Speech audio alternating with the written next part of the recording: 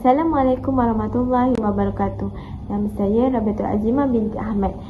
Saya akan menceritakan tentang beberapa ciri keusahawanan yang terdapat di dalam diri saya.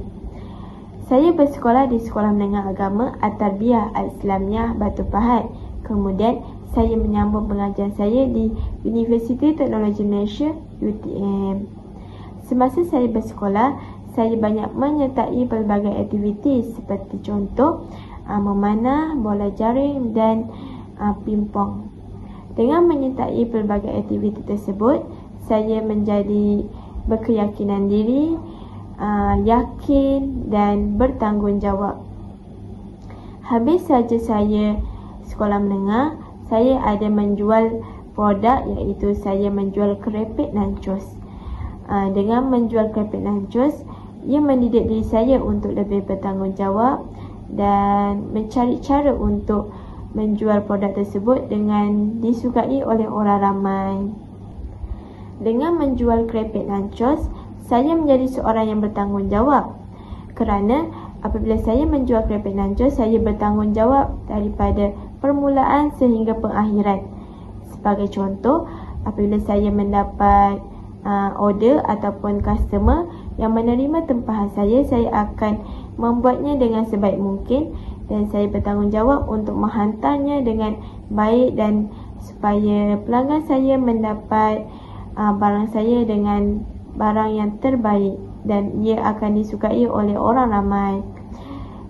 Tanggungjawab adalah satu perkara yang sangat-sangat penting ketika berniaga ataupun ia juga perlu dididik dalam diri seseorang apabila berniaga. Selain itu juga, semasa saya menjual kerepit nancos itu, saya menjadi seorang yang kreatif kerana saya akan menjual dengan pelbagai cara yang menarik.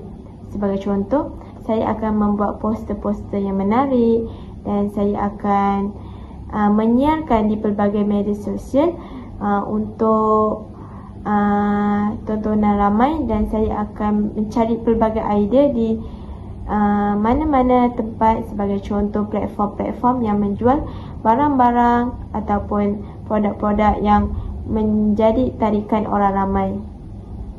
Saya juga seorang yang berkeyakinan kerana apabila saya dapat menjual sesuatu produk ataupun perkara, saya akan yakin dan saya akan dapat tampil ke hadapan dan saya akan dapat membuat sesuatu perkara dengan lebih yakin. Dan apabila saya menjual produk tersebut, saya akan menjual di pelbagai platform media sosial supaya orang ramai dapat membelinya dengan lebih mudah dan lebih disukai.